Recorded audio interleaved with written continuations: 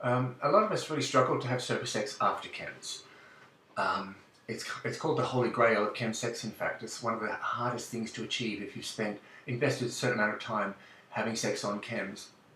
And just because so much dopamine is released, it's kind of hard to get used to other things. But sometimes it's more psychosexually complicated than that. But we can get therapy for it. There is psychosexual therapy that can do that. But sometimes we can do it at home, so to speak. There's a thing I call chocolate therapy. I'll explain. So let's say I have you in a consultation room, in a therapy room, for 1 hour every day for 6 weeks, and what we're going to do with that time is I'm going to offer you a chocolate, and every time you take the chocolate, I'm going to hit you really hard across the head. And I'll explain. And after like 4 or 5 weeks of this, your brain's starting to form an association between chocolate and pain. One side of your brain, the other side of the brain, chocolate and pain. And that just becomes a thing, a habit, a neurochemical connection. And so I would say goodbye to you at the end of 6 weeks, and you go out into the world, and every time you ate a chocolate, you would just flinch a little bit because of that association between chocolate and pain. And so we're not being too clever. I'm sort of suggesting that the relationship between chems and sex is an association that's kind of hard to break, like the chocolate flinching. So what would the chocolate therapy be if I wanted to cure you of your chocolate problem, of your chocolate and pain association?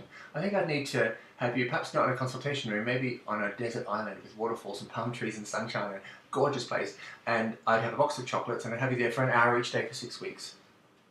And I wouldn't offer you a chocolate, I'd just invite you to, I'd just wait for you to take one. And you wouldn't want to because you flinched. So I'd remind you that we're doing it for a particular reason, that we've got like this 6-week goal of rewiring your brain. We're trying to reintroduce you to enjoying chocolate. So even though you'd flinch, I'd really invite you to take a chocolate. And when you did, I'd just reassure you. I'd sort of, rub you on the shoulder, give you an affirming touch, an affirming sentence, remind you of the goal of why we're doing this, and urge you to continue if you were willing. And after a few weeks of this, your brain's starting to form a different association with chocolate and pleasure, chocolate with affirmations, and that's good. That's what chocolate is meant to be for. But it might take a bit of, that's cognitive behavioural therapy. It's kind of changing your cognitive function in your brain. So after 6 weeks of this, hopefully, if you enjoyed it and if you were brave enough to go through all the flinching, you would find that you could enjoy chocolate again. So what's the sex version of chocolate therapy? It's kind of like going to bed with not just a grinder hookup, but someone we know and trust. And when we would try to have sex with them, we might flinch because of our past association with chems. And being sober is quite difficult in that situation. So we need to be with the right person who understands what this 6 weeks is going to be like. And as we try to have sex, and as we flinch a little, hopefully our partner who understands will be able to reassure us, not push us to go further than we needed to, but just introduce us slowly to the touch and the intimacy and being together.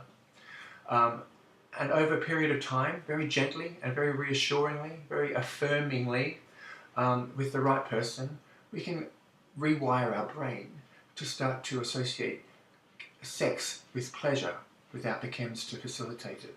It's hard work. We need the right person. It's kind of hard to find the right person. But the right people are out there. It's kind of what's called dating, or just being true and authentic in your conversations and in your meetings with people or on dates. But it is really, really challenging to enjoy sober sex after a period on chems. So there is psychosexual counselling and stuff like that, but there's also those kinds of things that we can do if we're brave enough with the right person in our own lives and in our own bedrooms. Give it a go.